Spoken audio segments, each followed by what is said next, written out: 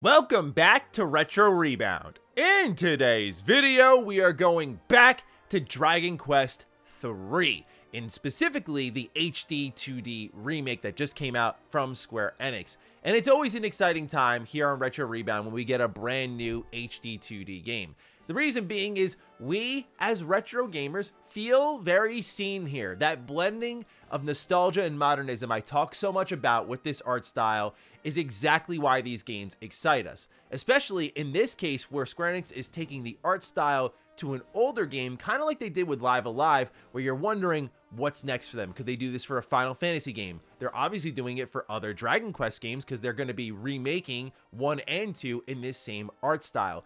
But for me, this release in particular was extremely exciting, not just because of art style alone, it's because I have very little Dragon Quest experience, and this was going to be one of my first plunges for real into the series. I played a little bit of 8 on the demo disc on PS2, and I was really attracted to that because of its art style. It reminded me of Dragon Ball, of course, because of Akira Toriyama's involvement in both Dragon Quest and Dragon Ball, so naturally I was pulled to that, but I never had the money to buy the full game, so I missed out, but I adored that demo.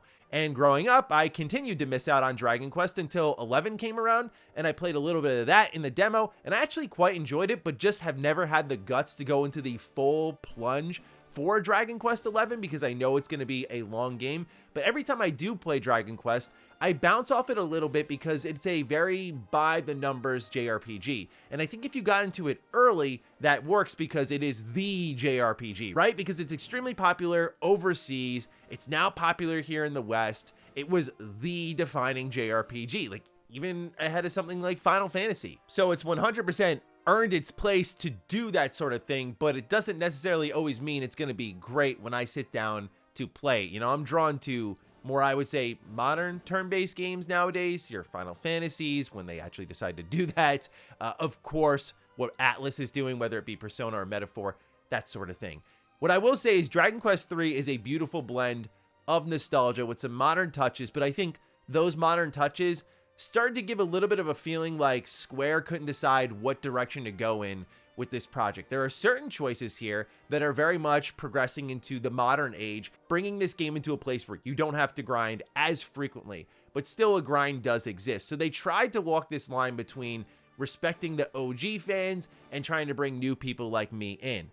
And for me personally, as a new fan who has bounced off Dragon Quest a little bit, I feel they were a little hesitant to make some more aggressive changes with this game that could have, in my opinion, leveled it up. But I think OG fans are going to be more than happy with what's here and have likely already made their purchasing decision. You're just maybe here to get a different take. So yeah, I don't have a lot of Dragon Quest experience, but there is one Dragon Quest game that really informed me on what I love about this franchise, and it kind of helped me get into Dragon Quest III. So ladies and gentlemen, if you're new here and you're into nostalgic or retrospective content, you're in the right place. Consider subscribing.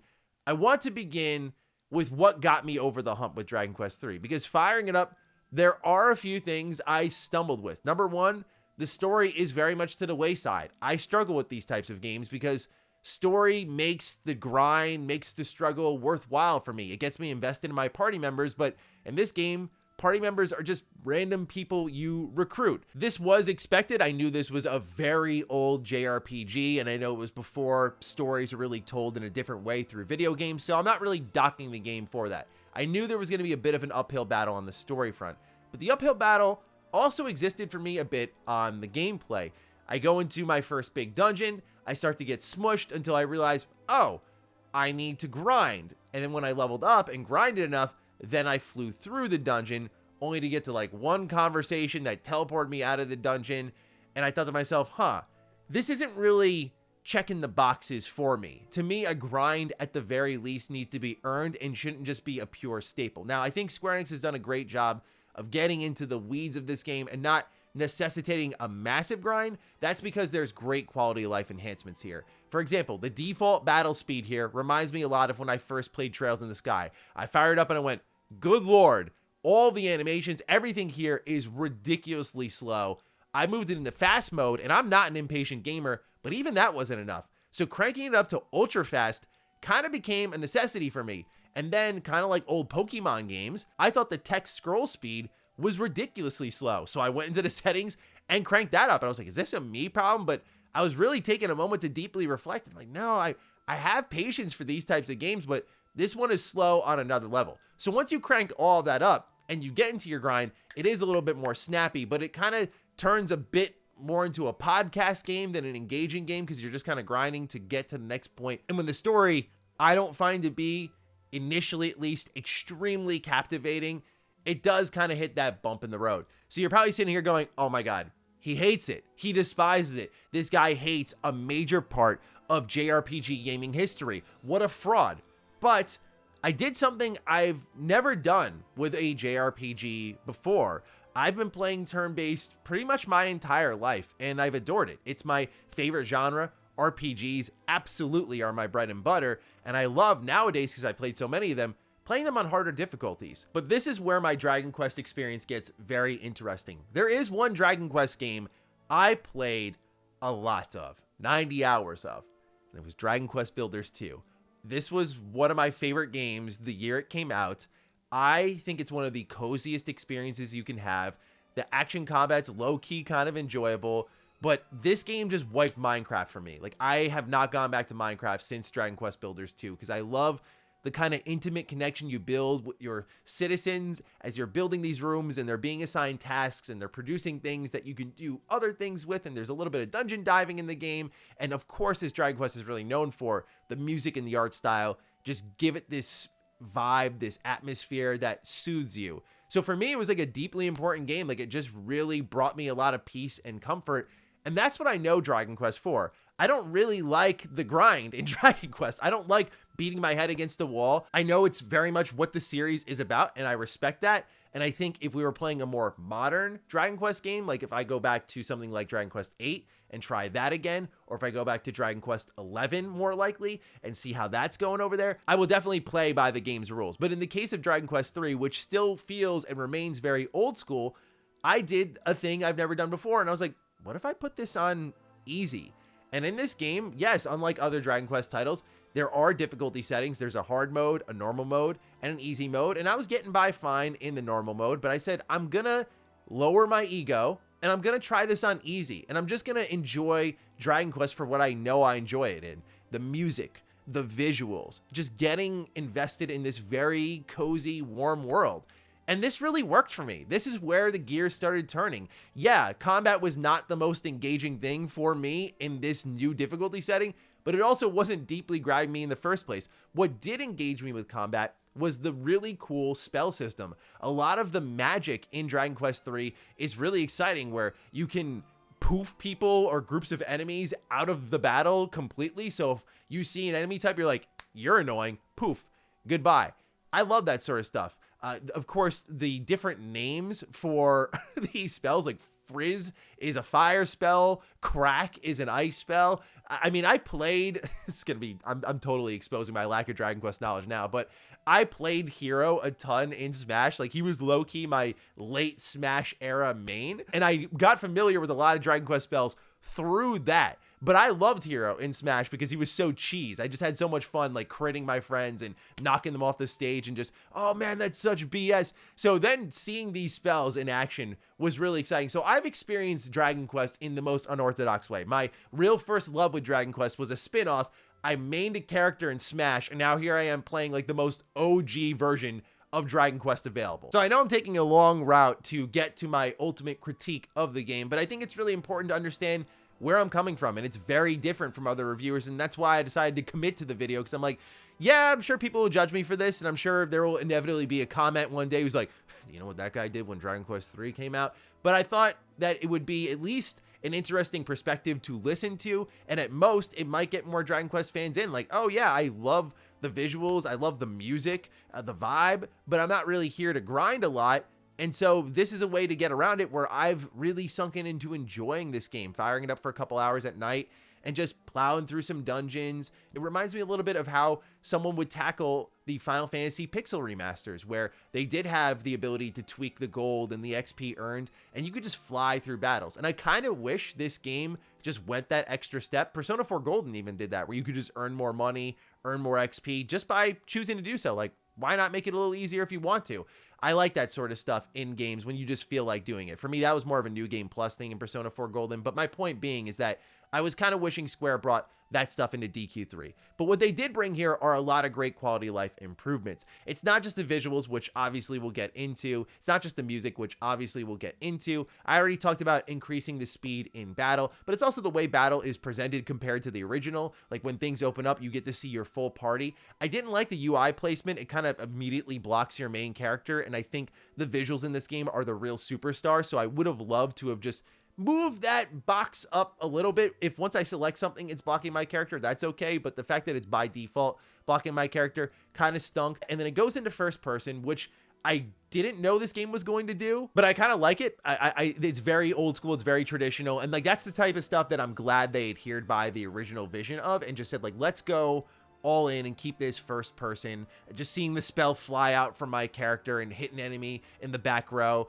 I like that sort of stuff. I like how enemies appear in groups. They also did a really cool mechanic that kept the traditional stuff alive, but it kind of, again, is where I think they were walking a funny line with this remake, because what you can do when you talk to certain characters is you can commit to memory what they have said, and you have up to 30 memory slots that you can spend on conversations. You can just forget these certain things and then add in new ones whenever you want. But this allows you to go back and revisit conversations of where'd they say I go? East and north. Got it. Okay. And it's on this continent over here. Got it. Okay, cool. That is a big part of the experience. At the same time, you can just press the Y button, bring up your map, and then your map can go ahead and localize where you actually need to go. Like, it just very much points you in a direction. And so there you have like something that modernizes a bit of the very traditional gameplay of you're just expected to remember back then. There was no quest tracker, but they have a quest tracker here as well. So I think you can turn off the quest tracker, but the point being is it felt a little indecisive to me. Like, what do you want to do with this game? Do you want to just remake the original, or do you want to just modernize it so people can get around this world easier? I'm glad, at the end of the day, semantics aside, I'm glad they have these tools here. It's cool to just reflect on the conversations and remember exactly what I was doing, because sometimes you'll go through dozens and dozens and dozens of battles. You'll be like, why was that coming out here again? You can just literally rewatch the conversation if you so desire. And also, if you don't know where you're going, which was a problem with these older games, this game now tells you that, which I think is fantastic. So a really great change there. This game also has a day and night system, which the original did have, and it changes how the music plays, whether it's day or night. And this game has one of the most cozy tracks where I just stopped, put down my controller, lean back, and listen to this for like 10 minutes straight.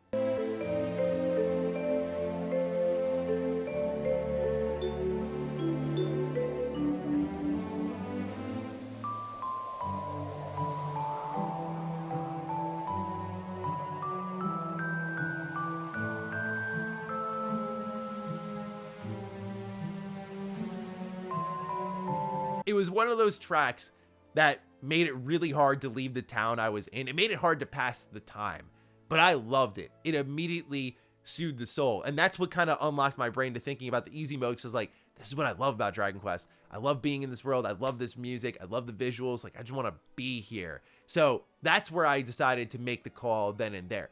However, the visuals, of course, speak for themselves. This is the tried and true Square Enix HD 2D art style. And as someone who works in Unreal Engine, where they really discovered this art style, I have to commend their lighting efforts. I mean, this is something that just really goes a long way in this game. The color grading just creates that vibe, that atmosphere I'm talking about. You know, the blue color hue that goes over not just exterior levels, but interior levels is a really nice touch when it's dark outside. It just, again, creates a feel, especially when the music's playing.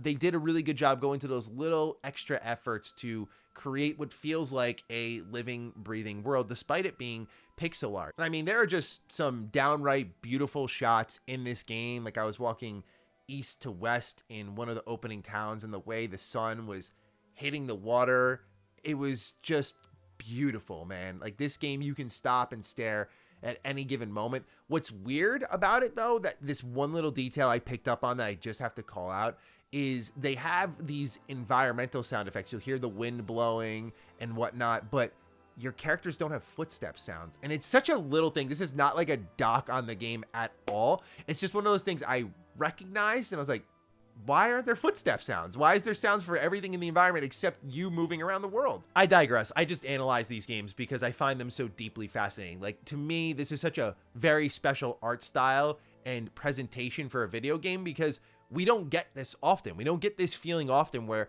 you look at something and it feels new at the same time as reminding you of the past. It was also cool as a new Dragon Quest III fan to discover things that I didn't know were in this game, like a monster arena where you could go out and collect monsters and go back to this arena and have them face off against each other. And the first one you get is a slime called Splatrick.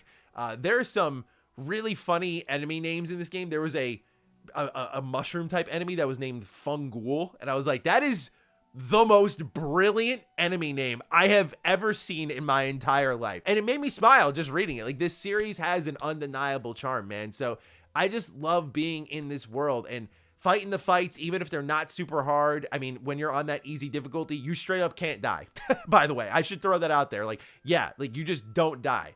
You could run out of MP, but you just don't die. So if you're kind of into that vibe like I am, this game's great for that. I'm not playing it the most traditional way, but I'm having a blast. I'm having a blast just being in this world, hearing the music, familiarizing myself with JRPG history, and kind of seeing what people saw 30 plus years ago.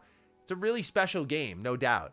And it has me very excited because many people are wondering why they remake 3 first, but 3 is a prequel to 1 and 2, which they're remaking next. So this is a whole trilogy that they're tackling at once. And I hope one day they do like a complete collection with all 3 on the same disc, you know, for preservation's sake. That would be awesome to have. But yeah, I've been playing it on Nintendo Switch. So one thing that should be called out is the performance. Octopath Traveler 2, which I also played on Switch, did not have this issue at all. And I think this is just down to optimization because Octopath 2 still to me is the crown jewel of HD 2D in scale, in scope. The amount of voice acting in that game is crazy. It's literally a AAA game with pixel art. It's unlike anything we've ever seen. It's such a very particularly important game.